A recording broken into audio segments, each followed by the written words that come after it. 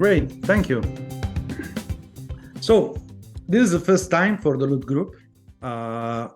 This is a round table, and we have great builders discussing design approaches, and we are going to improvise. We will see where they will bring us. And of course, for all of the other people, do not hesitate to participate.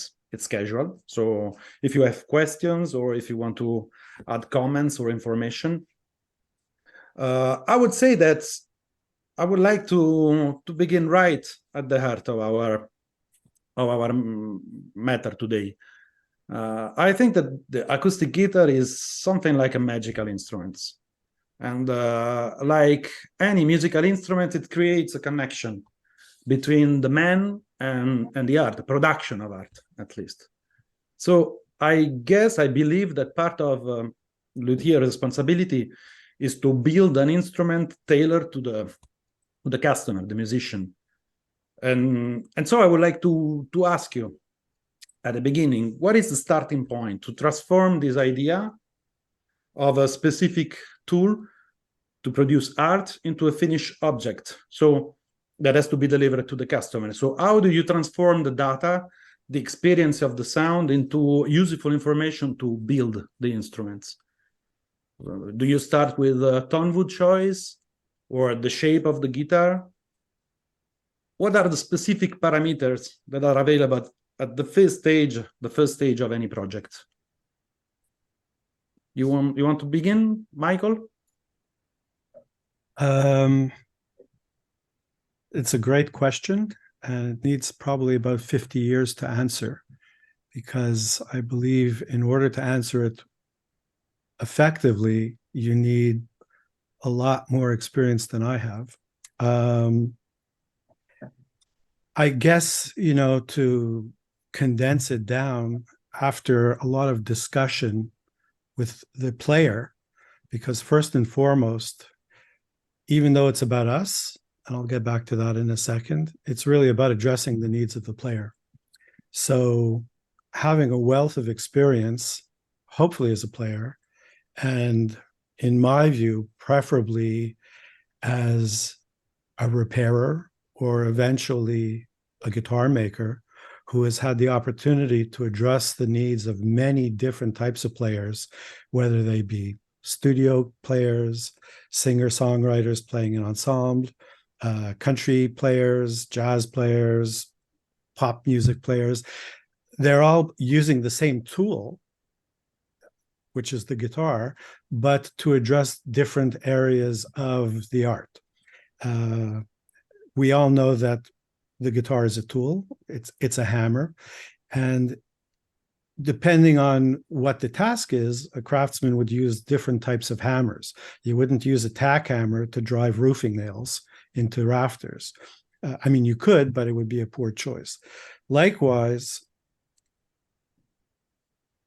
as an instrument maker, hopefully if you have enough experience from addressing these players, in my case, it was coming up after 2 or 3 decades of repairing and maintaining guitars for working musicians, you can steer your product line in an area where you have different models to address those different needs. Bob Taylor said it out loud once, what many of us knew, but he said it out loud. Basically, the quickest way to achieve a musical goal is through body shape and size. And if I remember correctly, he basically said something to the effect that an L00 is never going to sound like a J200. You can make the sides deeper, you can brace it however you want. Those two guitars are always going to sound different.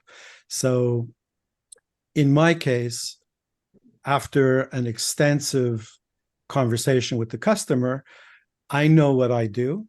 I know the guitars that I make and what areas they address musically. So I will start the conversation with them based on a body size and shape.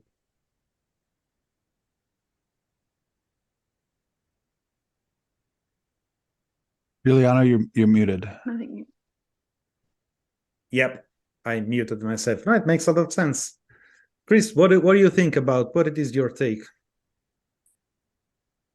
Well, I mean, I agree with Michael. Body size and shape is, very important. Most people come to us and they already know what we do, and they know what body size and shape they want. So their style is what style they play, and what we're going to build for them is sort of dictated by the materials, and how we're going to use those materials. Like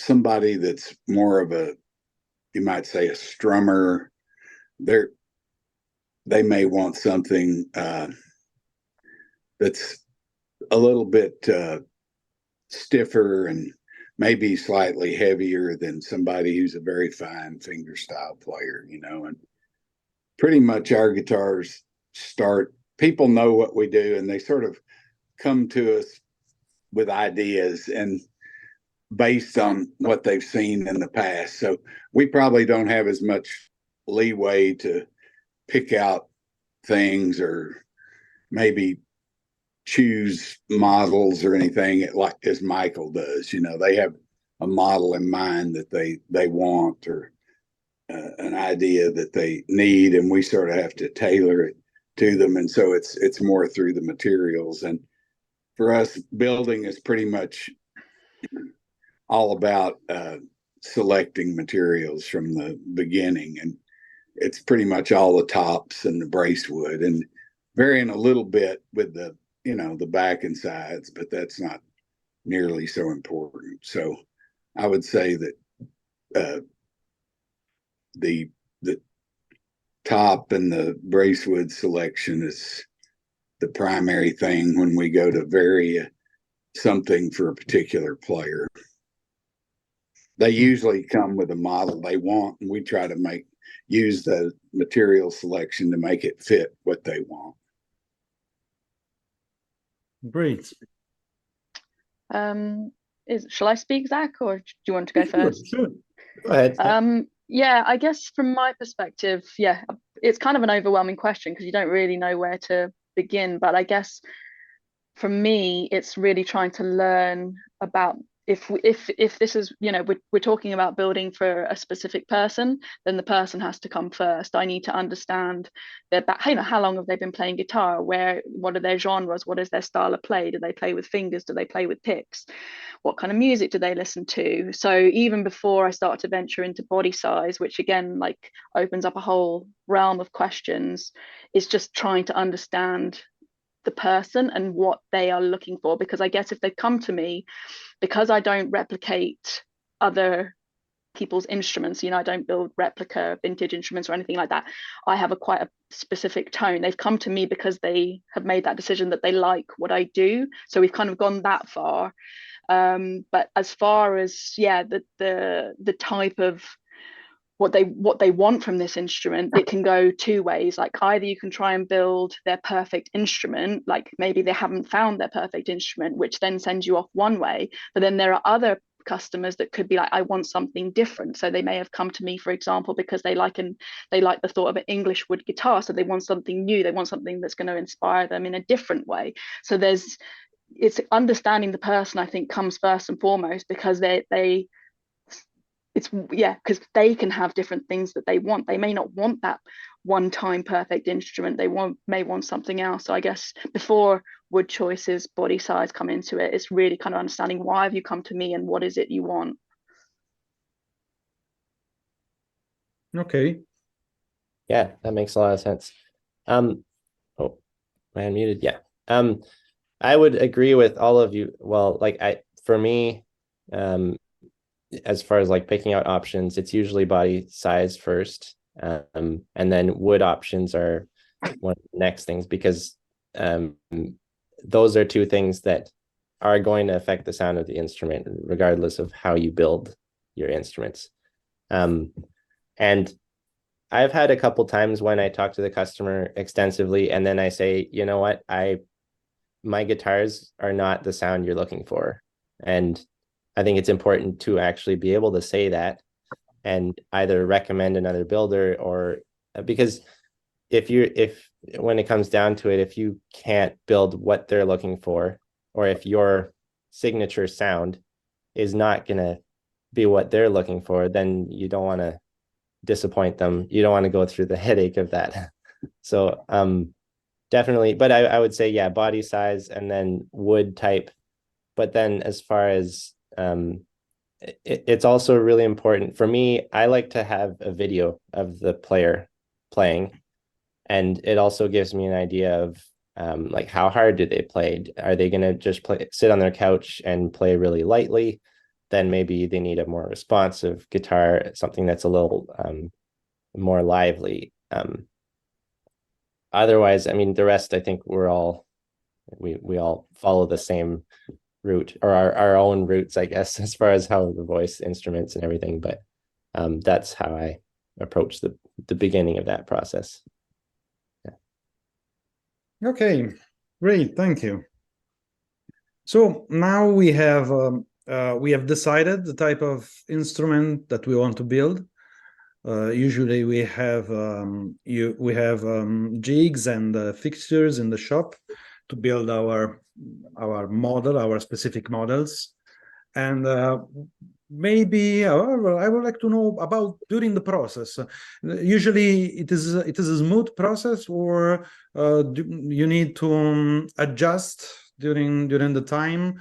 Are there some specific points in the build where you step back a moment to double check that everything is going in the right direction? Zach, you can continue. Yeah. I don't know if I take really any, I mean, I step back all the time, but I wouldn't say I'm stopping and then measuring everything to make sure it's going in the direction, because I think I'm pretty important about, I'm pretty specific about following my steps, in an orderly fashion. Okay. If one thing's not quite right, I don't move on to the next Like thing. you have a build list and you follow steps in your process. In fact, yeah, and it's just the way I do it. There are many ways to do it, but yeah, I'd say I probably do less testing than a lot of guitar makers, but definitely I used to think that when somebody says intuition, building by intuition, I used to cringe at that, and I still do if somebody hasn't built many guitars. But there is definitely something to be said for the knowledge that you get from building guitars, whether it's conscious or subconscious. Our brains are smarter than we are, I guess. But I think yeah, I'm going off track here, I think. But yeah. No, it's okay. I can jump in. Yeah, I don't think Zach is going off track at all. I completely agree with him.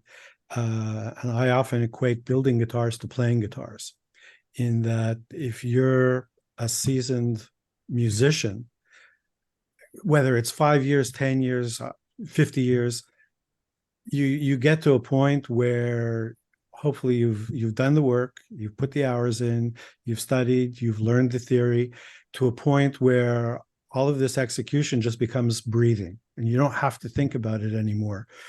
You can take a step back and you could say, oh, I was, playing Lydian flat 7. Great. And the guitar making, at least speaking for myself, is very much the same thing. And I find you can get lost in the numbers, which is okay to develop an understanding of what you're doing. But at the end of the day, for me, I have to build the guitar, and it becomes a very tactile, intuitive kind of a thing.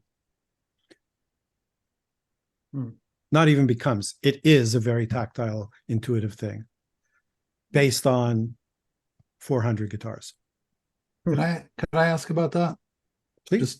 Just to clarify. So does that still involve like tapping and listening and flexing and all that 1000%. kind of good stuff? But maybe not, like serious, like minute measuring, but more of well, I kind of do both, but and again, there are all kinds of people who are successful at building guitars, and you have to use the process and the recipe that works for you. In my case, I started building, well, repairing whatever, but started building full time in 1995. And it was before the internet and before any of this. Well, it's not before this technology was available, because the violin people have been dabbling in this since the 1960s. I just wasn't aware of it. But I learned how to build guitars and eventually learned how to make them sound acceptable, and eventually learn how to make them sound good. And then I wanted to understand what's going on. So all of the measurement, it's exactly that. It's a measurement. These are instruments to measure our instruments, no different than a micrometer or a caliper or a depth gauge. So for me, it was about learning how to build great sounding guitars and then understanding what that is. So again, yes, I'm building guitars the way I always have. I'm at this point, when I'm selecting materials, I flex soundboards and get a quick feel for them. We are now also measuring those mechanical properties. So we have listed all of the numbers on each soundboard. It helps us make a choice. But notwithstanding the numbers, ultimately, I'm still relying on my intuition to choose the materials. And then the second half of it, when bringing materials, particularly soundboard, to thickness, as a starting point, I'm deflecting the soundboard.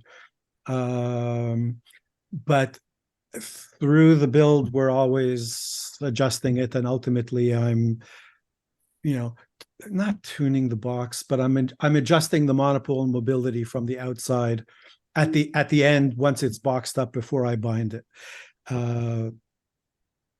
So I'm still very tactile, tapping on it and flexing it and feeling what feels right. And at the end of the process, or at the end of various stages of the process, I take measurements as a way of corroborating, but I'm not relying on the measurements personally. Thank you. Great, Michael. Thank you. And you, Rosie? Yeah, I mean, I think experience is your biggest asset, because data and even, flexing tops, when you haven't ever flexed the top before, you're kind of like, oh yeah, that kind of feels okay. But the more and more tops you flex, you do start to feel like within European spruce, for example, exactly the same species, exactly the same thickness. You can tell straight off the bat whether one's stiff and whether one's not, but you can't until you've felt a few and thicknessed them down and felt how they change as it goes down. Like I can write what it ends up as in the end, but I know that I'm going to grab another top and it's going to be completely different. So yeah, I mean, that's, I guess, the basis of where I fine tune where I'm going. The scientific data method, I think, has its benefits as far as kind of capturing evidence of past projects, but fundamentally as a builder, I think you just grow as you spend time at your bench, as you do top after top after top, brace after brace after brace. You start to refine those skills and that understanding. And maybe once you've got, a good number under your belt, you can start to record what you're finding, and that can feed your knowledge if that helps you. But there's nothing that I don't think experience can account otherwise for, in my opinion. Okay. Chris, do you want to jump in? We measure everything all the time, record everything all the time. Jeremy and I are building in two shops 200 miles apart, the same guitar at the same time. That makes part of it essential. And I agree that, there are people who don't, they're measuring as accurately as we are with their hands. And there's, I consider them savants. I don't consider them normal people. There's no substitute for measuring it and writing it down. Nothing's that accurate. but some people don't have to do it, and that's great. But we do. I just don't trust myself. And yeah, we get a lot better at it every time we build one. You know, we feel of it, and experience is wonderful. And I feel I'm a lot better at it than when I started. But you know, to be able to go back from, I can't remember exactly what that felt like from 3 years ago, but I can look at the numbers and I know exactly what it was. And when I look at all those tops on the shelf that we measured when we selected them 5 years ago or 8 years ago or 2 years ago, I know exactly what they are. So, but you know, there are people, I had, you know, Ben Wilburn is one of those savants. I had a couple of his, he was visiting me a while back, and I had a couple very diverse guitars of his in the shop. One was an Adirondack top on, I think it was Adirondack on Koa, and another one was Redwood on Brazilian Rosewood. And in the end, we did the monopole mobility on both of those guitars just for fun. And for those of you that aren't really do a lot of those or know, that's sort of the measurement of the responsiveness of a guitar. Won't go into all the details of it, but it involves how much the top deflects and has to do with the true resonant frequency of the top and this and that and the big formula. But those two guitars, without him using, he measures everything, but he measures it just with his hands. And those two guitars had exactly the same monopole mobility, exactly. Out to, you know, the 10th of a, you know, they were both 25.1. And, you know, so obviously he doesn't need the instruments, but he's measuring. I just don't trust I know I'm not that good, number one. And number two, I don't, even if I thought I was, I wouldn't trust myself. And other people just you know, he trusts himself and he doesn't need it. And everybody else may not need it, but I need it. So we measure everything and we write it down. And we have to communicate with each other from 200 miles apart. So, you know, So makes it eventually you set up a database system that allows you to accumulate data and to be able to go back and always have the right number in the right place. Because right. I know that there are people that are a little bit I don't want to say frightened, but they fear that they won't be able to use the data, because collecting data is one thing. Using the data that you already collected, it's a different thing, right? Well, it's really not that complicated. You know, like the system that's in your book for evaluating tops, you know, that's pretty universal.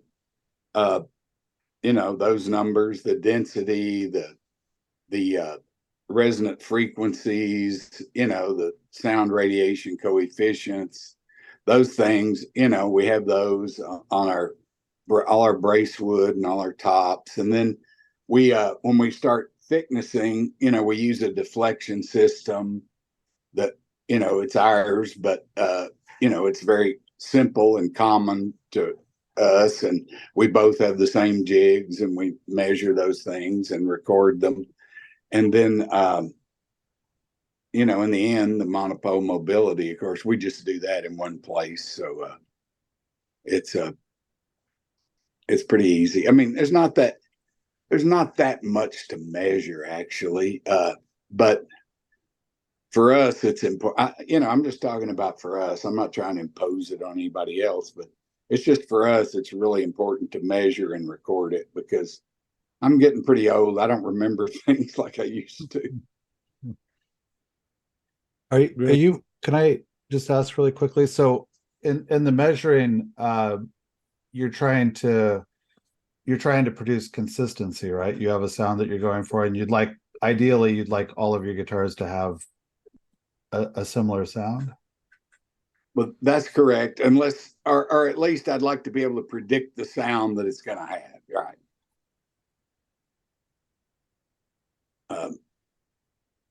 You're correct, Ian. Yeah. Do you ever like use do you ever get a wild hair to innovate and you maybe think, well, what would it be if this number was like this or this number like that? Or have you really honed in on the sound that you're looking for, and that's where you're hanging out at? Well, at this point, we pretty much honed in at what works for us. And the wild hair would be something like a shape or a sound hole design. Like a few years back, we made a guitar for LeConner that had the whole upper bout involved the rosette, and it turned out to be a real popular design. It turned out also to be very difficult to get the sound hole sizes correct, and involved about 2 weeks of trying to do that, and taught us a lot about sound holes. But as far as varying what I'm talking about, the density and the stiffness of the wood to start with and where we end with, we probably would never change that, because we're pretty much there. I think everybody wants it to be the stiffness they need it to be. And for us, we just got to pretty much start with a Young's modulus between 9 and 10.5. That's what works for us. And then we unstiffen it from there. And then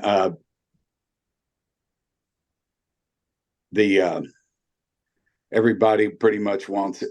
If it's the stiffness they need it to be, they want it as light as, as undense as it can possibly be. And that results in what's called the sound radiation coefficient. The formula that compares those two numbers, the higher it is, we think, well, this piece of wood's better because it has the good stiffness with the lowest possible density. Giuliano's book and Trevor and everybody I've ever read, Trevor Gore, everybody said density trumps everything. And when I first started measuring tops, I wasn't smart enough to use the method we use now. All I could do was just measure density.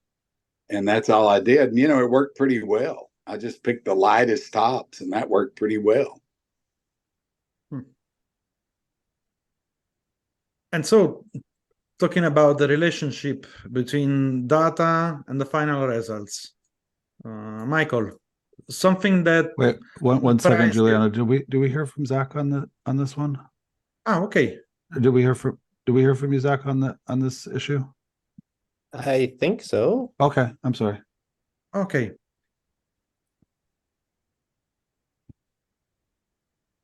Sorry. Please. What was the question, Giuliano? Okay. It's sorry. I thought that. Yeah, I was telling something that surprised you during the construction of an instrument, something that maybe you were not expecting, and that maybe made you question, at least in part, your belief, an experience, or it's a difficult question for me to answer. I mean, as guitar makers, even as repair people, every instrument presents its challenges, and there are always surprises. So I'm not sure I understand what that means. As I've been going down this journey of trying to understand the data, and I agree with Chris on many things. And in case I wasn't 1,000% clear, I have data on approximately 200 instruments now. I've been collecting data. I measure everything. I still build the way I build. And my belief is eventually I figured out how to make a guitar do what I want it to do. And you collect the data, create a data set, and eventually the information reveals itself to you through the data. The mistake in my view, and that of some physicists and other scientists who I've spoken to who are full-time researchers, they say the biggest mistake that you can make is to let the data guide you, because then you make false assumptions. So one of the things that I've been trying to understand better is how to use the materials. I think that, and respectfully, I don't want to disagree with anybody, but just looking for the lowest density piece of wood or a piece of wood with the lowest damping is not necessarily the right thing. For me, I'm not afraid of density personally. I like dense woods in certain applications. Juliana was visiting me last week, and we had a brief discussion about damping because that's what we were measuring. And I believe that you can select soundboards with different levels of internal damping to achieve specific goals. So if I was making a flamenco guitar, for example, I would want to take advantage of a certain amount of damping in the soundboard, even a bluegrass guitar, because that damping is going to help me control the overtones. Just like violin guys, they use maple, which certain pieces of maple have a lot of internal damping. Otherwise, the instrument would be completely out of control. So it was the flamenco guys and the violin community that started me thinking about damping. On the other hand, if I had a fingerstyle person who wasn't doing a lot of tapping and did a lot of legato playing and wanted a really lush, out of control overtone series, well, you want super low density, provided they have a light right hand, with super low acoustic damping. And that guitar, you just whisper across the strings and it's going to go. It won't have a lot of headroom, probably, but it'll do other things. And then finally, on two fronts, one, while it's nice for me, and when I say nice, I mean it's a luxury for me to be able to get on a plane, take a flight to Italy or Switzerland or wherever, and sort through soundboard material, which I've done.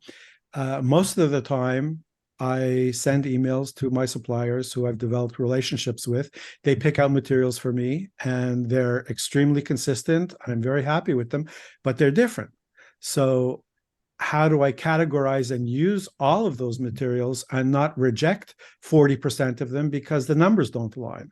Those numbers might be perfect for something else, maybe for a small body guitar, maybe for a large body guitar, et cetera, et cetera. So sort of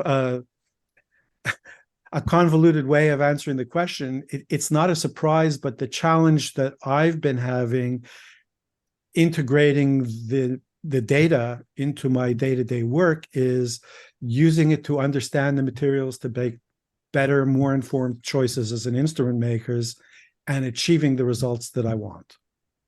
I don't know if you understood that. Yeah, of course. And so it seems to me also that this involves changement, so evolution during the careers with experience, right?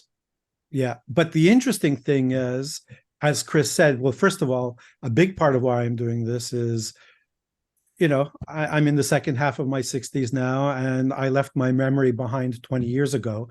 So also, I can't remember everything. And as we all know, there are just reams and reams and reams of information and 3 or 4 journals full of numbers that I've recorded on various instruments. Can't remember it.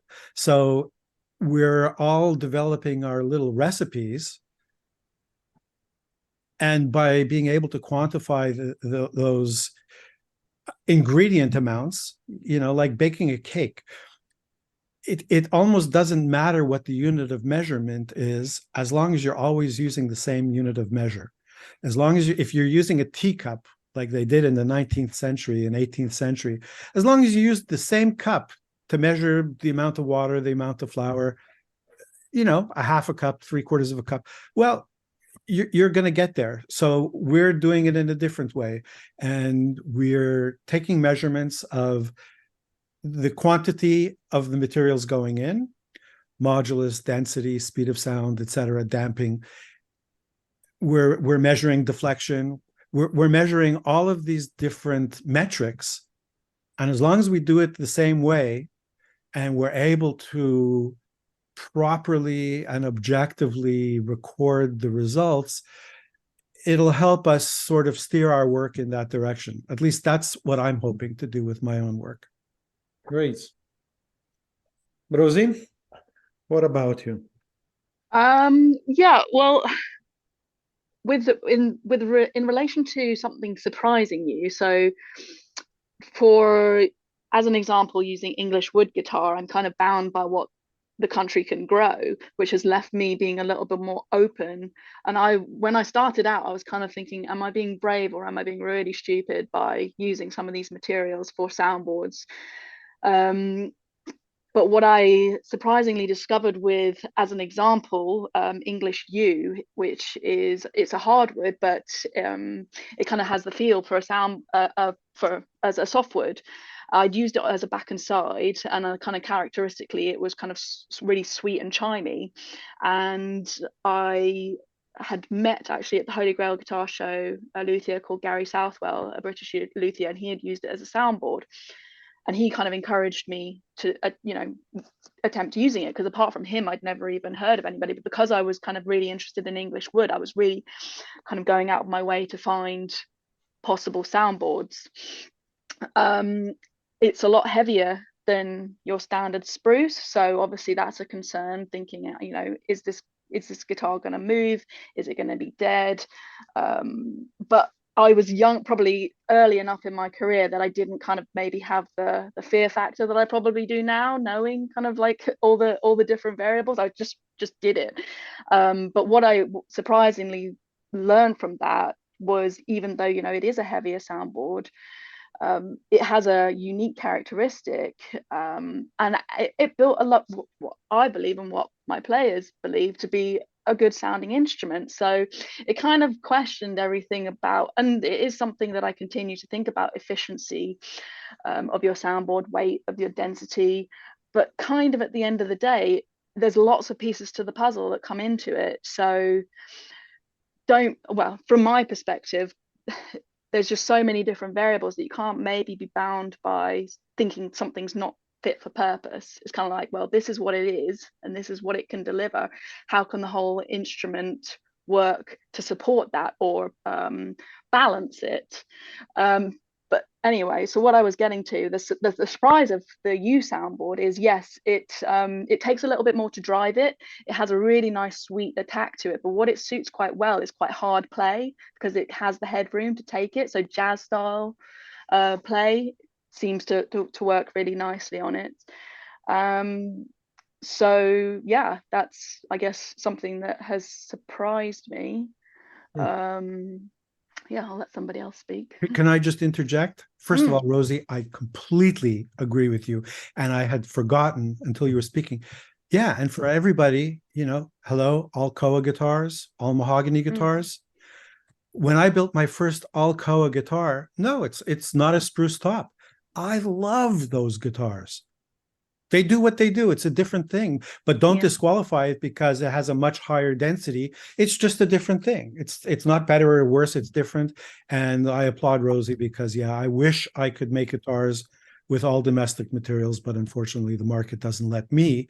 But yeah, do it. I agree. Yeah, and I guess what I was also thinking of, the understanding, the putting things into kind of data sets, was that I guess from a point of view, like I didn't really know what data to collect. I mean, obviously soundboard thickness, but maybe it's just because I'm lazy and I kind of can't be bothered to record it.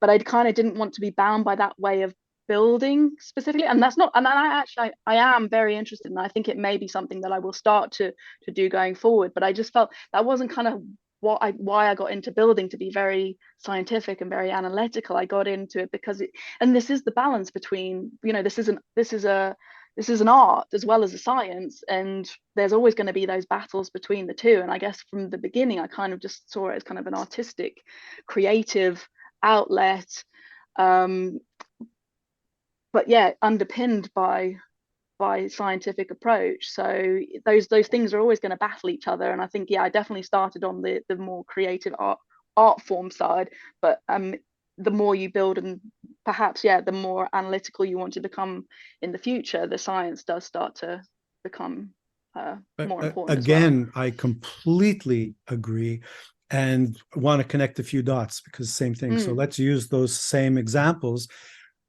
Early on in my measuring, you know, you're tempted to, or at least I was tempted to follow the numbers. And you know, you start, you know, one of the things we do is we make an overall score for a board, for a soundboard or a material. And very quickly we learn that, look,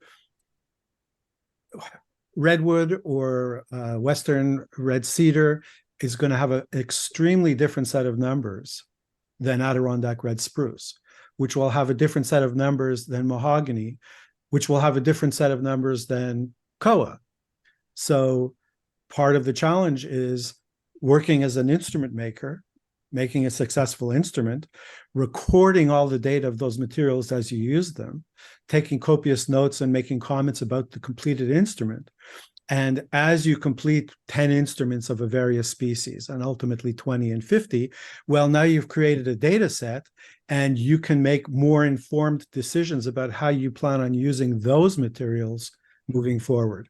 So yeah, the fun of being an instrument maker and using yew and maple and whatever, all those fruit woods, fabulous, but it doesn't exclude you from recording data and having an understanding of how those materials work. Yeah. Yeah, I just wanted to put something on top of that. It's very interesting, Rosie. Thank you. When I was younger, and I was beginning to launch myself into these acoustics and design of loudspeakers, I had the chance to meet this guy. He was an Italian designer of loudspeaker system, a very great one.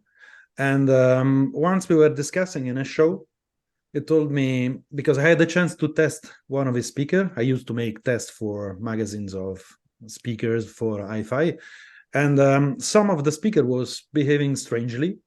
So I asked him, why this type of choices you made? And I say, listen, now this latest period of my work, I stopped using microphones. Because in fact, I understood that when I see a frequency response in my screen, I cannot unseen it anymore. And this is driving to make choices. And I think that sometimes I like to do choices, technical choices, only according to what I feel and to the emotions that I have when I listen to speakers. And for me, it was very interesting because I was at the beginning and I said to myself, wow, so, and I'm talking about a big company. So it's not that it didn't have the means or access to exceptional tools.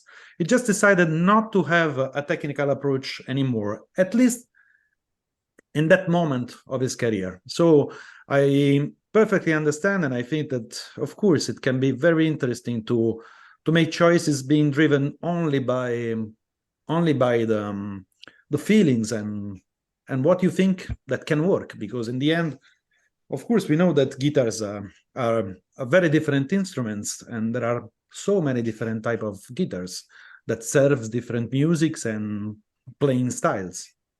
And just Zach, before giving you, because I'm curious also to listen to your point of view, because you make crazy instruments and sometimes very different from the standard, and I think that is wonderful.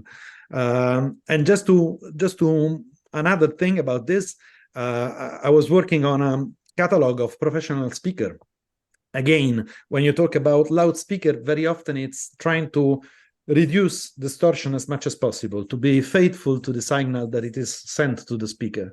And so we were working in this new catalog of professional speaker, and a customer of ours, they asked, do you have a loudspeaker for a 10-inch and a 12-inch loudspeaker for a guitar cab, a guitar amplifier? And we didn't. So we started to collect some data, some information. And so I discovered that a loudspeaker that has to equip an amplifier for electric guitar has to be completely different. So you are looking for distortion. And this is why they are treated similarly to musical instruments. You know that there is if you go into this topic, loudspeaker for the cabinet, it's huge. Celestion and all of the Americans, and it's a really big world. And then the challenge was to use our tools to understand exactly what were the distortion that were looked after, and how to assess, how to analyze this type of distortion, and to replicate and to put also our signature into that. So sometimes the difficulty is really to stay in the balance between something that comes from a technical approach and keeping an open mind to new things and look for your type of distortion, of course. So, Zach. Yeah, okay. So I guess I'll go back to your question. Something that surprised me in my learning. I think one of the biggest things was a few years ago, probably 4 or 5 years ago, I built a guitar, and this guitar taught me that efficiency isn't always the best thing, or like, until then, I was trying to chase efficiency, basically. And maybe I'm using the term efficiency differently than some of you would use it, but I was trying to conserve as much energy or transfer as much string energy into sound as possible, and also conserve it. So I built this guitar with very stiff sides, and the top and the back were fairly bright sounding. So this is probably one of my least favorite guitars that I ever built, and it ended up being very clear sounding, very loud, and all the notes were very separate, which I thought that's what I wanted. But then I built this guitar, and if you play a chord, it sounds like 6 notes played consecutively. It doesn't sound like a musical a unity. those 6 strings didn't really they didn't interact with each other. The notes didn't interact with each other.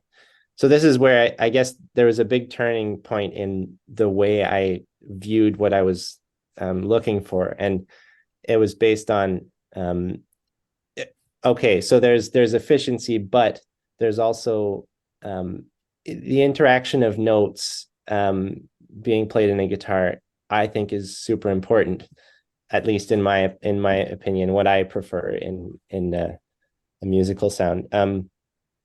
So at that point, I abandoned the structured side, the heavy sides approach, and I also, some of you probably know that I built some what I call my Ember series guitars, which are they're totally different. And my first one, I'd say, was very based on aesthetic choices. And I did some tests, but not enough tests on that first one. So it hangs on my wall now. It's very different. It's a arch top style, but it's flat top, and all the structures in the bracing. So, but that guitar, I would say, is very inefficient. But I love it. It sounds amazing for blues, ragtime, and gypsy jazz kind of sound music. But it's not very efficient. There is some sustain, but it is a different flavor. So I guess that would be my major learning lesson, was just that efficiency isn't always a good thing or something that I'm striving for. Yeah, it's interesting. I guess there is something I want to ask you about this, but before I would like to hear Chris' points of view. If you have some stories to tell us, Chris. Well, the first big surprise for me was how important considering bracewood was. As I was learning to build guitars, people talked a lot about tops, and nobody talked much about bracewood. It was just sort of a throw-in, and it's very important consideration. And we would build a guitar with a very nice top and get it thickness just exactly right and brace it up, and it didn't work, figure out that our bracewood was way too stiff or way too floppy, and so then we had to start testing bracewood and be sure that we were matching it with the top. But probably the biggest surprise of all is most people don't have to deal with multiple sound holes, but in dealing with multiple sound holes, it's a whole new ball game. And the interaction of the size of the sound holes and the top and side ports, and how multiple small sound holes act differently than one large one. It's a very, very complicated process that I certainly don't fully understand. I understand some things about it, but certainly not all. And that's been the biggest surprise, trying to work that out. And it's pretty much still a trial and error thing. We have a little diaphragm that, we have an access panel in the butt of all our guitars, and we have a diaphragm thing that opens and closes and fits in that access panel space. And since no two rosettes are hardly ever the same on our guitars, and no two sound holes areas are ever the same to start out, they're pretty much never big enough to start out. We determine where we need to end up by using that diaphragm that opens and closes and just listening. And I think that's, talking about intuition and all, and discussing how big to make the sound holes. We were having a discussion with a friend of ours who has way more scientific equipment than we do. He even has hologram machines supplied to him by a university to somehow see sound waves coming out of his instruments. And he builds a lot of non-traditional sound holes and studies them. And I was telling him about our dilemmas and how we had this thing where we could vary the size of holes and try to listen to try to determine what was the correct size to end up with in the side ports and all. And I asked him, I said, I know you've got that hologram thing. I said, what do you do? And his response was, oh, I just listen also, so, but if you notice, Helmholtz never addressed more than one sound hole, and I think there's a good reason. So if you're dealing with multiple sound holes, it's a real can of worms, and that was the biggest surprise and remains so for me. Yeah. Great. Giuliano, is that multiple sound hole? Is that like adding a second hinge point to a pendulum? It just creates chaos theory when you add that level of complexity, or That's for me. I tell you that. This is just something I don't want to dig in right okay. now. Okay. Keep it. We still have so many things to Okay. study and to understand, but it's great. It's great that Greece is pushing, of course, in this direction. And regarding this, Zach, for you and then everyone else. When I was listening also to you, when you were describing, your feeling of separated notes during a chord, how simple it is for you to describe this kind of feelings and to to exchange with your customers about the sound that they want and that you can give them, in fact. So do you think that you have a language, also a technical language, that it is today adapted to this communication, or you would like to explore it, expand it? I think at this point it's always tricky to describe sound. But in certain language, for example, like I often use the word colorful. I often use clarity and separation. Those are all sort of words that customers can understand, and they can sort of visualize what that sounds like. But to a certain extent, I think customers they get a sense for it when they try one of my guitars, or when they watch a video that's well microphoned. But yeah, it's that's always been tricky for me. I still struggle with it. I don't know if it would be nice if there was some kind of a universal language, but sound is so complex that and everybody's guitars sound different. So it's like, how do you describe those nuanced differences? It's a tricky thing. I don't know. Is there I have a glossary for that anywhere? Like if you were to just briefly describe clarity, for instance, I find that one to be maybe a little bit confusing. If Yeah. you were to put that into words, how would you describe that? Well, yeah, good point. I do know that, I don't know if any of you have read Ra Inta's The Acoustics of the Steel String Guitar, I think it's called, or it's like it's a manual that was given to me by Jeremy Clark from 52 Instrument Company. Anyways, this is a study done by an Australian guitar maker, a few Australian guitar makers, and they go into pretty good depth. There are some complicated equations in there, but he has a glossary of terms, and there are a lot of them, and some of them mean kind of the same thing. Clarity, for me, I guess clarity is more whether a note is stable and not stable. It's not muddy. It's antonym. It's not muddy. It's very efficient, maybe. I don't know. Does that help?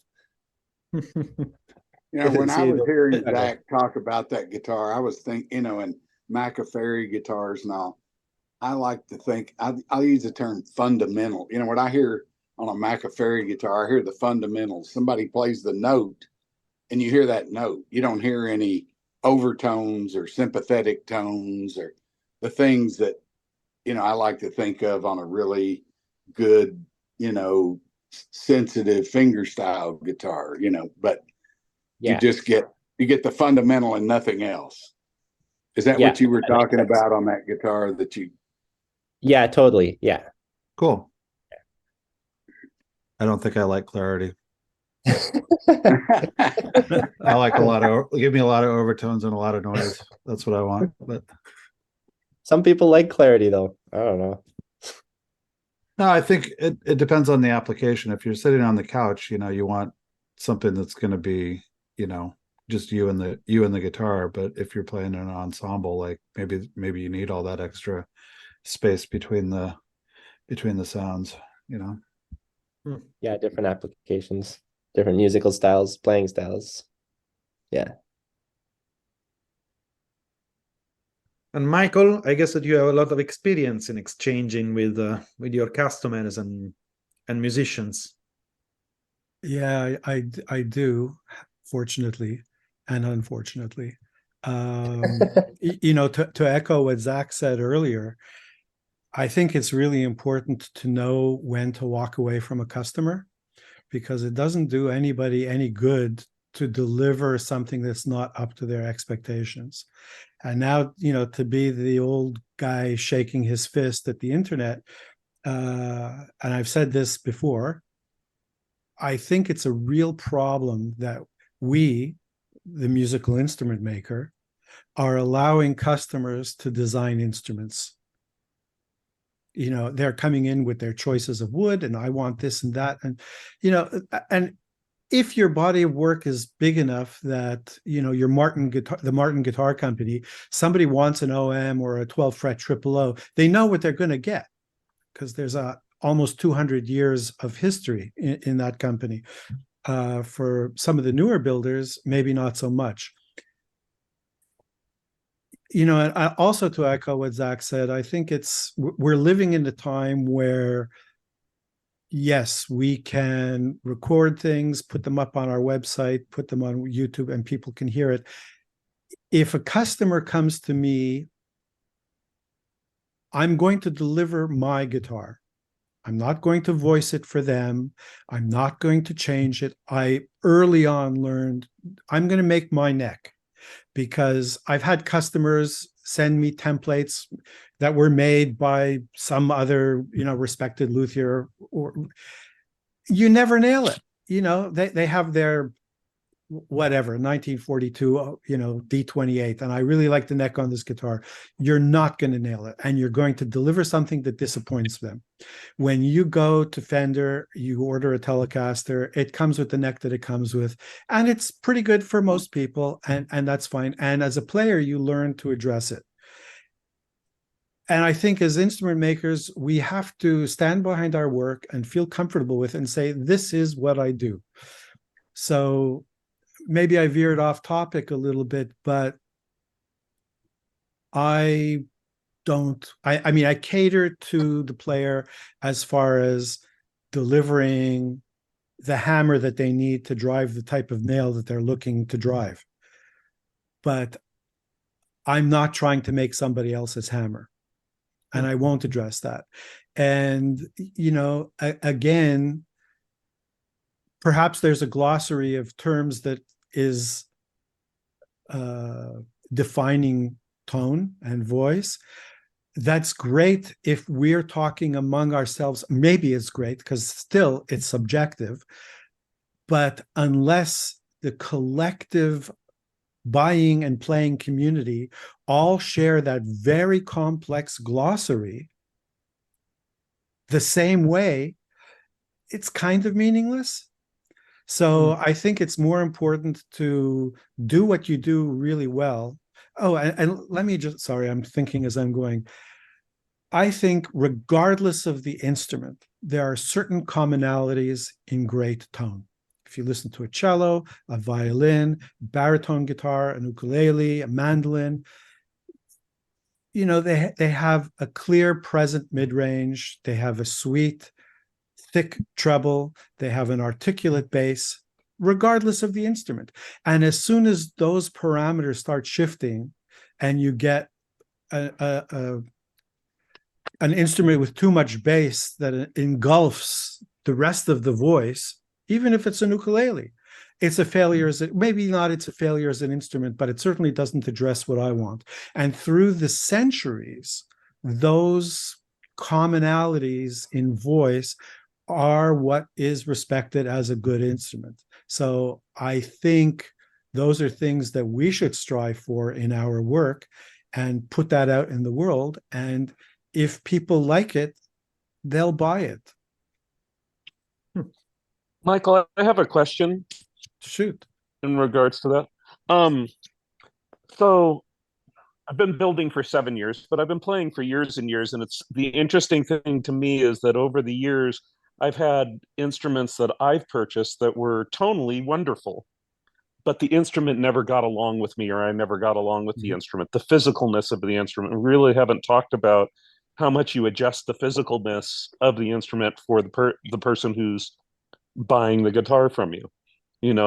Scale length, neck shape, body weight, all of those things translate into how the instrument feels to you when you hold it, when you touch it, when you play it, all those things beyond the tone. Because usually when I'm purchasing an instrument, I know the person gives great tone in their instrument, or I found an instrument that has great tone, but then eventually I'm like, yeah, this isn't my instrument. It doesn't feel, we've never gelled.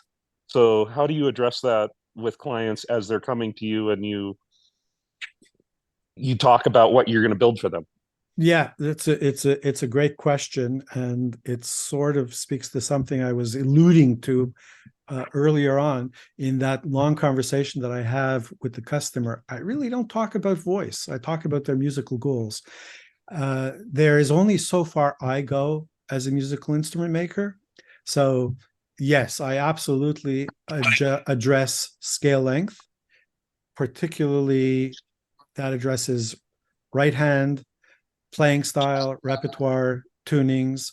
I address nut width and string spacing at the saddle, which obviously accommodates those factors. And I offer 3 different neck profiles, which is sort of hard with customers. I provide the numbers, thickness of the neck at the 1st fret and the 10th fret and the widths, etc. The shape sort of the profile. And that's kind of as far as you go. And then as a player, myself being a player, yeah, I have a bunch of electric guitar. I'm an electric guitar player. So I have a bunch of electric guitars. There are some that are just my desert island guitars. And then there are others that are tools. And I have a couple that I absolutely hate the neck, but I don't hate the neck to the point that I won't play the instrument. And I think part of that, and it's irrelevant because it's just my view, but part of that is, as a player, it's like, do I want what this instrument does? And okay, I have to deal with it. It's like, you could drive a high performance sports car and it doesn't really have great suspension and it doesn't corner really well, or you could drive a Bentley. And they do very different things, and you can enjoy each of them for what they are. So as an instrument maker, I do what I do. If that's going to be a problem for the customer, I would rather them go somewhere else, not because I don't want the money, but because I think an unhappy customer is much more detrimental than the money that I might get from this person. We've all learned that lesson the hard way, right? Yeah, that's steeped in the ask me how I know, right? Yeah. Well, it seems like the glossary for ergonomics is going to be even more subjective than the glossary for tone when it comes down to it. Rosie, do you deal with ergonomics in your instruments at all with customers, or? Yeah. So I have copied profiles. They largely, so as an example, one guy wanted a tapered, well, more of a D shape on the bass side, a tapered shape on the treble. And he seemed pretty happy with it, and it kind of informed my building, I guess, to have done something like that. Do I want to open myself up to inviting that thing, going forward from kind of a production and build perspective? Probably not, because it just overcomplicates things on top of a lot of other things you have to consider already. But yeah, no, and nut width, saddle width, string spacing, that's fine. Like, I can deal with that. But the neck shapes, I am inclined to agree with Michael that probably having your neck shapes is probably a more sensible way to approach it, and avoiding potential disappointment. Yeah. Sorry for interrupting. There's another hard lesson learned that I spoke with Giuliano about, which is, as makers, we're privileged to our ongoing conversation with the customer, particularly when they ask us to do something that just isn't our norm. And then you execute that. Let's face it, almost always, those instruments end up selling 2 and 3 times. That's just the market. People order our instruments, they love them for 5 years or 10 years, and then they're passed on to somebody else. And if we do something that's out of the ordinary or a little bit bizarre, 15 years down the road, whoever purchases and plays that instrument was not privileged to that months-long conversation with the original buyer, and they just go, what was he thinking when he did this? And I experienced that with one of Bob Benedetto's guitars. Somebody, back in my repair days, it was in the 1980s, brought me this guitar, and it was like this ridiculous, basically he put a Telecaster neck on his Johnny Smith, right? And it made no sense to the guy who bought it, and it made no sense to me as the guitar maker, not the guitar maker, but as the repairer at the time. And during my repair days, I had cultivated relationships with all kinds of people, and I knew Bob. So I called him up and I asked him about this particular guitar. And he said, oh, yeah, I remember that. And yeah, the guy called me, he wanted a Telecaster neck. So Bob wasn't thinking, he just accommodated the customer. And here is this almost unsellable guitar, other than the fact it was a Benedetto, but down the road. And now I tell customers, like, you know, the reality is you're probably going to sell this guitar and nobody's going to want it. So I think that's part of our responsibility, because let's face it, finally, the prices of handmade acoustic guitars are getting to a point where we as instrument makers, taking myself out of the equation, but most people as instrument makers can now afford to make a living. So, you know, when you're spending $8,000, $10,000, $15,000 on an instrument, you need it to be a success, and you want it to have some kind of provenance that down the road it's going to be sellable.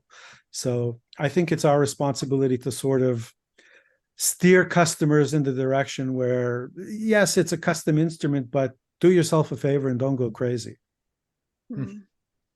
But yeah, I mean, I don't know as far as your builds are concerned, but my nut widths, and that is something that I'm more than happy to do. You know, the neck shape is one thing, but the nut width, you know, I guess we are custom builders at the end of the day, and people that have played for years and years and years, and they are aspiring to this dream instrument, you know, they want a nut width and the neck width that suits their place. But it's in, you know, I can vary from, I think I varied from 4, I'm sorry, this is in millimeters, I don't do inches, but from 42 to 49, you know, it's massive.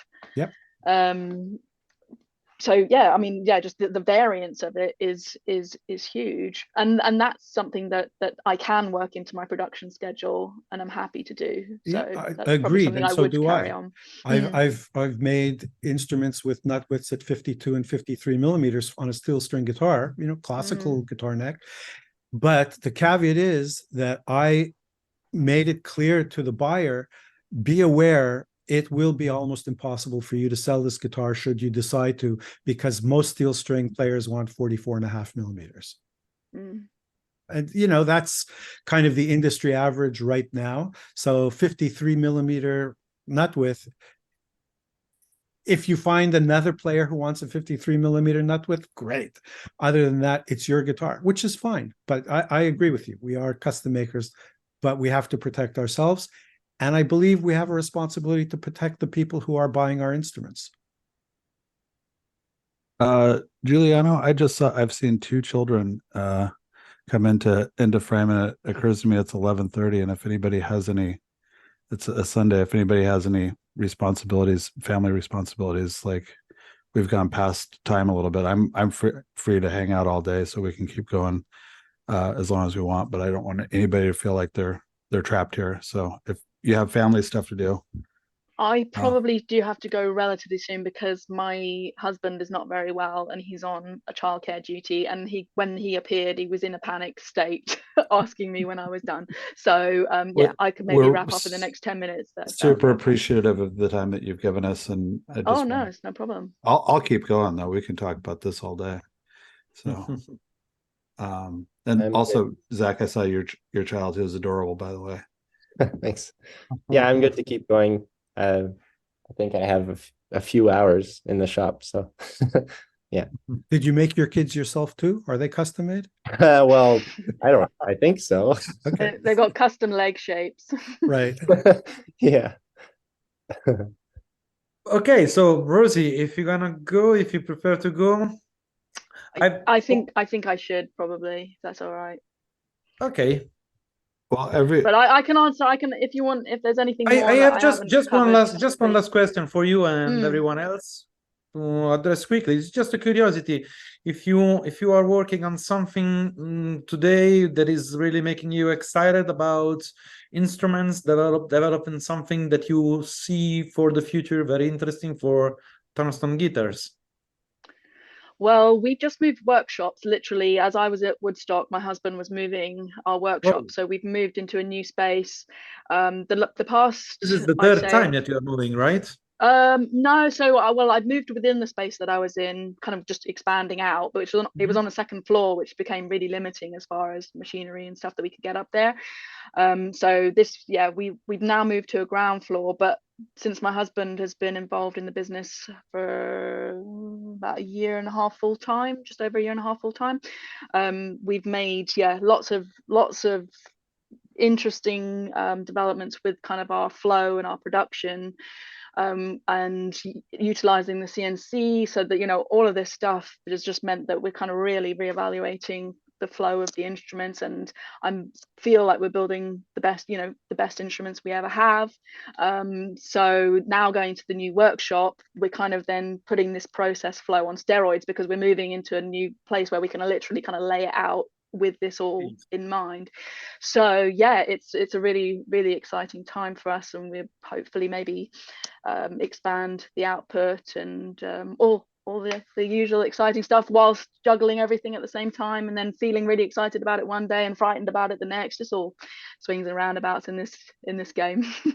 Okay, so I'm reserving when you feel that it's going to be enough and ready for you to have a shop tour here for the Look Group. Absolutely. Okay. Second that. Oh, yeah. Well, thank you. It's been a real privilege to be involved in this, and yeah, I hope you continue to have interesting discussions, and I'll look forward to looking back at it. Thank you so much, Rosie. Thank you. Okay, thank you. Bye. Thank you, Rosie. And so if any one of you wants to share about perspective for the future, Chris? Well, lately all we've done is build guitars with the tree mahogany, and that's been sort of an exciting adventure. We've moved from just being scared to death, you know, bending a set of wood that some customer paid $8,000 for and sent us to, you know, to now we're really trying to, we feel like we've learned how to rein it in, you know. Talk to builders that have built with the trees. Some of them just hate it. They say, oh, it just sounds like crap. And others say, oh man, this, you know, our players and other people say it's the most wonderful stuff I've ever heard. And I think that it's, you know, it's certainly different because I don't know that I've ever had backwood that's as involved in the sound. If you look at the spectrograms on it, as the tree is or can be, you know, you can build it, I guess, as just a reflected back, but you know, it can be as tall or taller than the top peak on the spectrogram if you let it, and it's sort of all about regulating it. And so we'll be doing 5 or 6 in a row here, and I really think that I've never thought much about backs being, while they're involved in the sound, and I guess they do add a little different color to the, you know, the sound of the guitar. I've always thought that it's all about the top, but this wood does seem to do a little something different, and so we're sort of excited about that. We learn a little something about each new one, and we're putting one together right now. We're starting a second one. We got another one after that. So it's interesting and exciting, and you know, it's got a high pucker factor when you're dealing with it in some places. If you screw it up, you're out. It's a bad day. Yeah. Great. Zach, what about you? Yeah, I've been working on developing that Ember series, actually over the past few years, but they've slowly been getting better and better, objectively. And I think that's exciting to me just because it's something a bit different. And the response has been really good towards them. It's really made me realize that customers, the first thing that they look at is aesthetics. It's the thing that catches their eye. And then I've been developing the guitar, the Ember series, more and more to try to get as much sound and I want to say efficiency out of it, but as inefficient as it is, trying to get as much efficiency out of it. And yeah, that's been fun because I feel like it's a lot less complex to do testing on it because it's the strings are pushing down on the top. So you can emulate that pretty easily and adjust deflections and radii of the top and stuff. So that's been really fun. A lot of testing lessons learned. Most of my testing tends to be like physical, like deflection, and not so much in the acoustic analysis realm. I am collecting data now, but it's mainly how much does this top react to string tension or pressure. For the most part, that's my building style. That's how I learned from Sergey. Actually, he doesn't do much testing at all because he's built many guitars and he does a lot of just the by hand. But yeah, and that's, I guess that's just my building style is thinking about things from a physical movement perspective. I want my guitars to be in operation many years from now. I don't want to build a super lightweight responsive guitar that's going to die in 10 years or 15 or even 20 years, you know. I see them as an investment, a tool that's going to be used by a musician on the road for many years. So that's I'm trying to do that with the Ember series and getting some really good results. So that's exciting to me. Great. Michael, do you look forward to anything? Oh man, how much time do we have? Uh, I look forward to making it till the morning. That would be great. oh, that's good. That's good. Baby steps. Baby step. I completely agree with Zach and Chris, but the tree has its challenges, and I'm an advocate.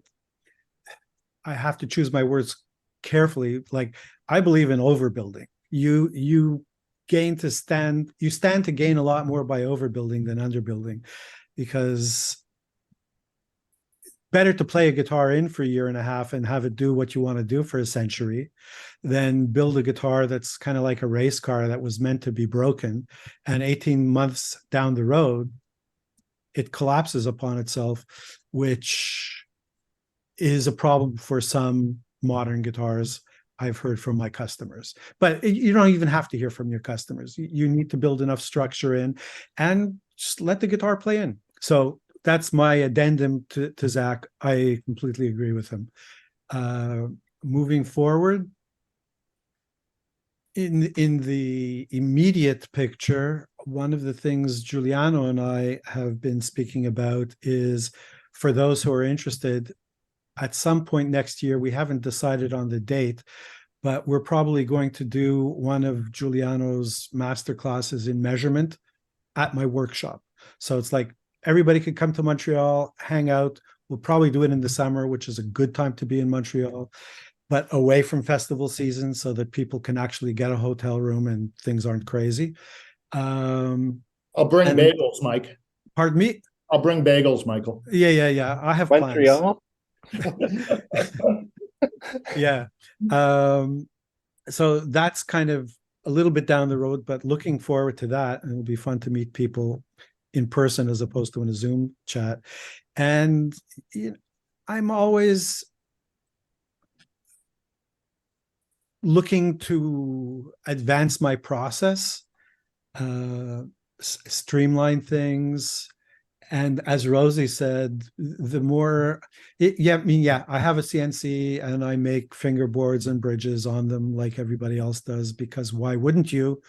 It's super accurate. But everything else in the process, the better tooled up I can be to reproduce the parts in a predictable, exacting manner, the instruments are better. I'm always trying to push my work forward. If you look at my guitars, the bracing hasn't changed in 20 years, and the shape of the guitars haven't changed in 25, 28 years.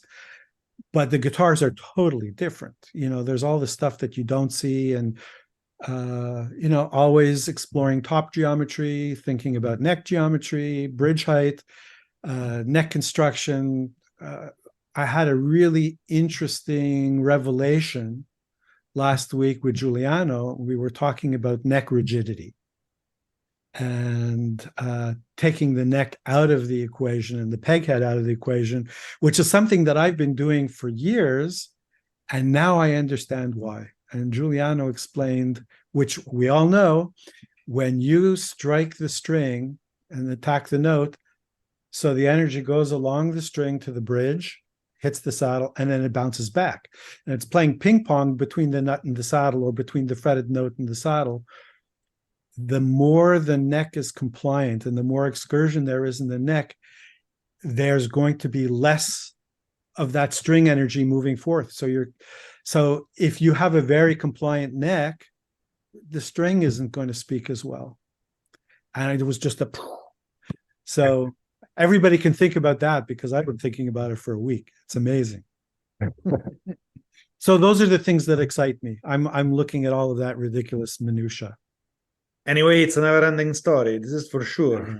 And as I always say, this is what maybe why also we are in int for, because we are sure that it's always going to improve, to send us new challenges. There is no end in this. Mm-hmm. Ian, are there other questions or interventions we can say? We could open it up for questions. We have another show coming on at 3, and I wonder if we shouldn't leave room for a little bit of a break, but we could do some questions. And if nobody's going to ask one, I have a quick one. Does anybody want to ask anything? I have one. Who said that? Anthony. Anthony, let her rip. Hi, Anthony. Hi. What is a specific design feature in each of your guitars that you find yourself particularly proud of? Is it the design feature that when somebody hands you cash for your guitar? My invoice template, yeah.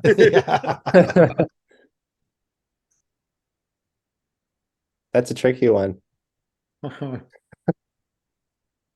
For us, it's the ability to adjust playing action under full string tension. Always takes about 30 seconds. Yeah. So, we can, no matter what gauge of strings you want to put on there, or the environmental conditions or whatever, you can always have perfect playing action. About 30 seconds, I dare say, it's made to be player adjustable. It's really difficult to screw it up. I'm going to say it's not impossible, but knock on wood, so far nobody screwed it up.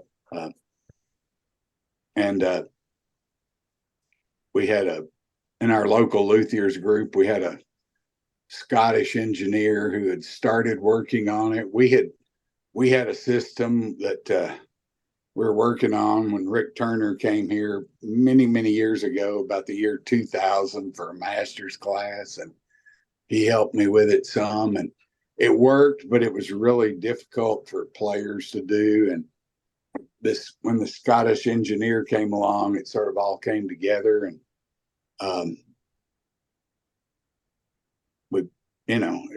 it works really well for us, and it eliminates worries of any action problems or neck resets or anything like that. So it helps add longevity and playability to guitar, and we're real proud of that.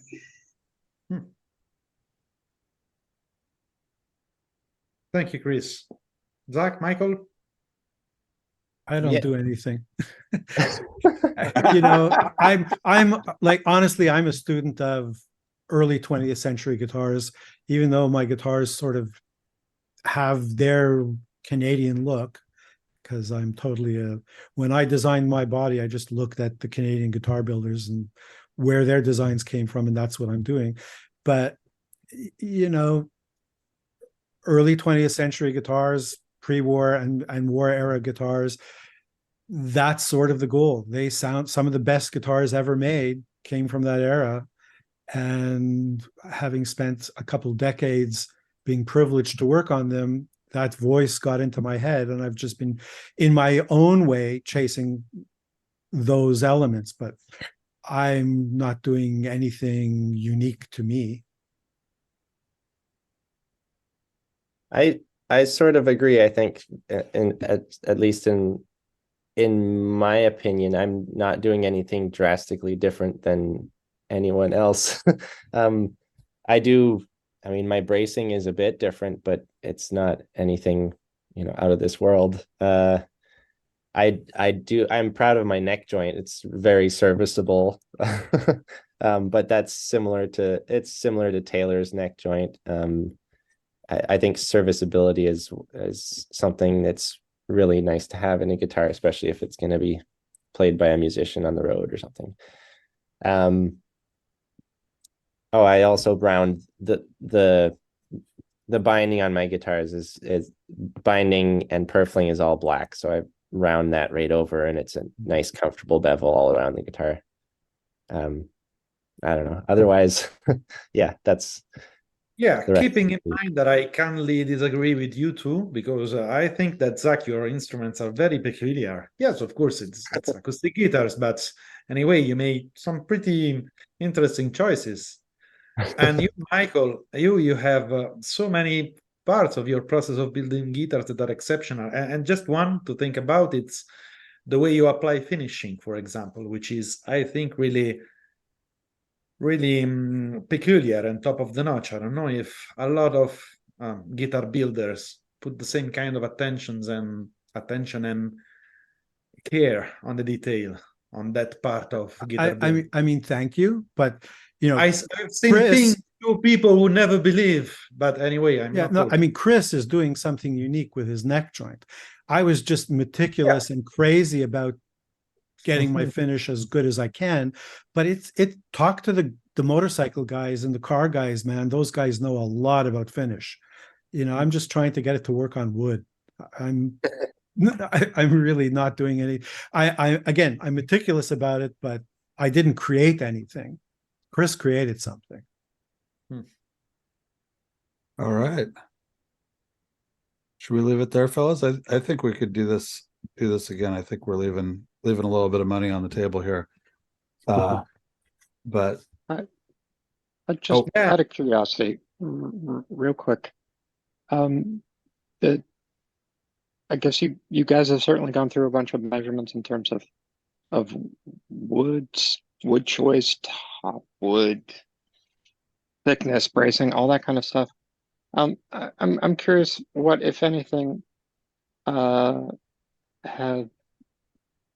you guys researched in terms of finish, finish thickness, finish material, finishes, and how that is affected? I could start with that, because I've been trying all sorts of different finishes lately. My first 25 guitars were all French polished, and I was under the impression that that's the best. It's sounds better than any other finish. I've moved away from it just because it's so fragile, and steel string guitar players don't know how to take care of a French polished finish. for the most part. But what I learned by moving away from French polish is, as long as the finish isn't going to weigh a lot, it's not going to affect the sound of the guitar. So, and I think that's pretty universally accepted now. Like if you spray a finish and it's thin, it's not going to kill the sound of a guitar. If you spray any finish on and it's thick, then you're going to run the risk of losing some acoustic. Zach, for you, what it is thin and what it is thick? Well, I've been sending my guitars off to Vancouver Guitar Finishing, and those are just the ones that I want glossy, and they're still pretty thin. They're 4 thousandths to 6. I've had a couple that are a bit thicker, but that's a nice thickness. I've also experimented with Osmo oil, which is it's an oil finish, oil and wax, and it actually goes into the wood. I like it. It doesn't add much mass at all, but there are some things I'm not too sure about with it as far as like repairability, and I haven't experimented with that side of it. So I'm still trying to find the finish that I like. I just started using Crystalac Bright Tone, spraying my first attempts, and I don't like spray finishing. If I can get somebody else to do it, I'd rather do that. But yeah, I think as long as it's thin, it's not going to affect your sound. Michael, you know much better than me, just because of the amount of guitars. All I know is that there's no good way. Yeah. Okay. I am currently spraying polyester. I agree that to keep it thin is key. I think regardless of what you're spraying, as long as you could keep it around 5 thou. So for the metric people, that's just over 0.1 millimeter, which is 4 thou. As long as you're in that range, you're good. I am friendly with Jim Olson, and we have had many conversations about this. And early on, I used to obsess to keep my finishes at like 4 thou or less. And I was just chasing stuff, and it was always biting me in the ass. He said, yeah, he's sprayed 5 thou, 6 thou, 7 thou, 4 thou. He said, maybe other people can. I can't hear a difference. It's Jim Olson. He's built a lot of guitars. So it started me thinking, and yeah, 5 thou, 6 thou, I can't tell the difference. I have one of these infrared, ultrasound instruments called a Positector. It's an ultrasound. You put a little gel on it, and I can measure film thickness with it. So it helps me get in the ballpark, because like so many, I route the bottom of the footprint of my bridge to sit over the finish. So I want my finish within 1 thou to be in a certain range so that the bridge sits the way it's supposed to. Yeah, and the thing with some of these catalyzed finish, or many of them, polyester, polyurethane, conversion varnish, when they're cured, they're actually flexible and they allow the top to move. Whereas if you look at a shellac flake, it's like glass. It's not flexible. And when I got my Positector, I've had some friends who are really good French polishers bring their classical guitars in, like really well-known famous people. And you say, oh, there's 1 thou of finish. Yeah, there was 4.5 thou of French polish on the guitar. So, the first thing is, how are you measuring your finish? Because what do you actually have? And second of all, you're just getting that even a piece of glass, if it's 3 thou thick, the glass is going to bend. So Zach, you're totally right. As long as it's light, it's fine. Oh, and sorry, the other thing with polyester, polyurethane, but particularly polyester, it has a pencil hardness of 9. So it's like really scratch resistant. You can pour acetone on it, super glue, just wipe it off with acetone. Like, man, it's worth the admission price just for that. when I finish the setup, I don't have to rebuff my guitar. I just dust it off and put it in the, literally dust it off, put it in the case. That's nice. Yeah. So it's a bitch to spray. Again, there's no good way, but they all have their pluses and minuses. Chris, Chris, you want to add something on the matter?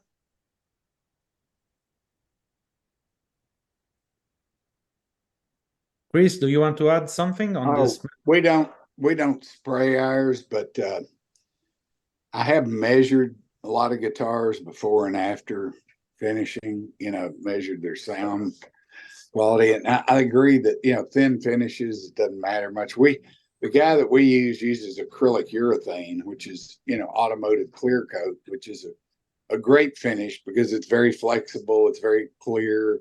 It's very, very durable. Think about what a automotive clear coat has to go through, temperature and environmental wise to hold up. But he uses epoxy pore filler, and if he uses that on the top routinely, and sometimes we let him use that on the top, and sometimes we don't, because I do see a difference in the stiffness of the top before and after finishing if he uses the epoxy pore filler on there. Once that epoxy hardens, it does sink into the wood, evidently, somewhat. And once it sets up, you can get 9-10 hertz difference in the resonant frequency of the top if he uses it. And sometimes we want him to do that. It increases the resonance frequency of the monopole. It does. Oh, okay. Yeah, I epoxy pore fill and find the same thing, and I've allowed for it, knowing it's, there's always the same finish, always the same epoxy pore fill, so just sort of build that into the process. And I love the epoxy, it case hardens the spruce, which is always a good thing. And if used with the right Isolante, whatever, sealer coat, adhesion is great and everything works out well.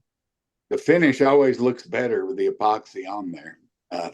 Agreed. And sometimes, we want him to use that epoxy because maybe we've sort of screwed up and the top is a little more flexible than we wanted it to be. And the epoxy can be a useful tool.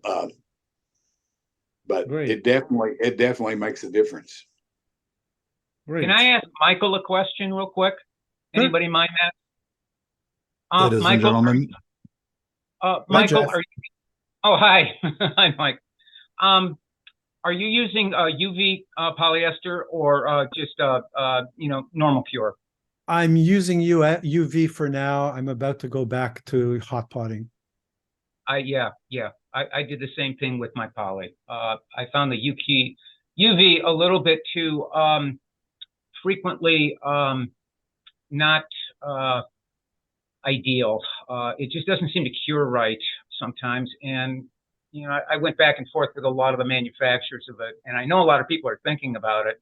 But if you are thinking about UV, you must absolutely invest a lot of time in keeping the equipment, the lights. You have to keep it clean, and you have to really keep after it. It's almost like cleaning your shop every day. So I went back to solvent base too. I have another question about using epoxy on tops. Do you find that epoxy on the top layer of the spruce or underneath? Both? One or the other? I don't know how far it works its way into the wood, but it's not far because No, I've had to do some sanding and touch-ups, and maybe it goes in a thou or two, but I'm putting next to nothing on. It doesn't even measure with the Positector. They're so Okay. little. Okay. It doesn't even measure 0.1, so it's not even a tenth. Somebody in the chat is asking, what is the right sealer to use with epoxy? You talk to You don't need a sealer. Well, it's an adhesion promoter because Yeah. polyurethane doesn't like, and polyester don't like to stick to epoxy. But each paint manufacturer, Jeff knows this. It's a system, man. talk to whoever is supplying your top coat and use their product because it's going to work. When you start mixing and matching, you run into problems. Michael, how are you applying the epoxy to the spruce? The Ken Parker to the back and sides, I'm doing exactly what Mike Bashkin is doing. Squeegee. And to the top, I'm doing the Ken Parker thing where you're basically, I put some on and then I rub everything off. I get as much off as I can so that there's just that small amount sort of case hardening the top. That's it. Okay. Cool.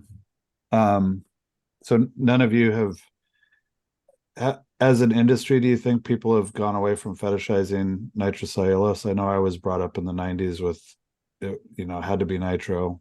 I wound up working at Breedlove and we used the catalyzed polyurethane from McFadden's. And I wound up developing a lot of respect for that finish, which is no longer available. But right, I don't think the nitro information is, and other than its repairability, I don't see the upside to it. Yeah, I agree with you. I think the cross-linked finishes got a bad name in the 1970s when they first came into popular use because people were spraying 20 thou finishes.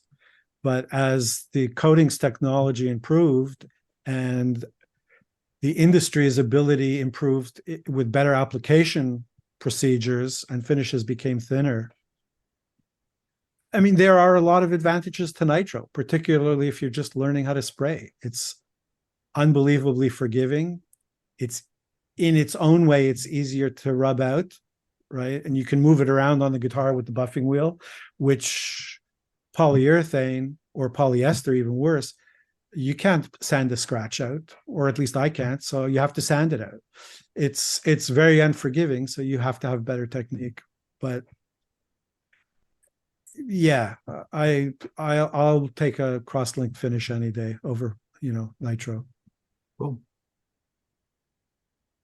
What do you think? Should we wrap it up, Giuliano? Do you want to? Yeah, I think so. It's been a great afternoon for me, a great morning for you. Thank you all for participating in such a generous way to this first round table. I hope that you had a good time. And thanks for having us. I want to say see you soon. I want to thank everybody for coming, and I want to double thank you, Giuliano, for getting this set up. This is a real treat. And, such a pleasure. And everybody that's here, that's listening, if you could unmute and thank all of our guests for hanging out with us today. This has been a really good one. This has been a special time for us. Thank you so much. So thank you. Thanks so much. Thank you so much. Thanks, Julian. Thank you very much. Thank you. Thanks, guys. Thanks, everyone. Ciao, Giuliano. And we got another one at 3. So anybody that wants to come back then, we'll be here again with Bo Hannum and Kerry Char.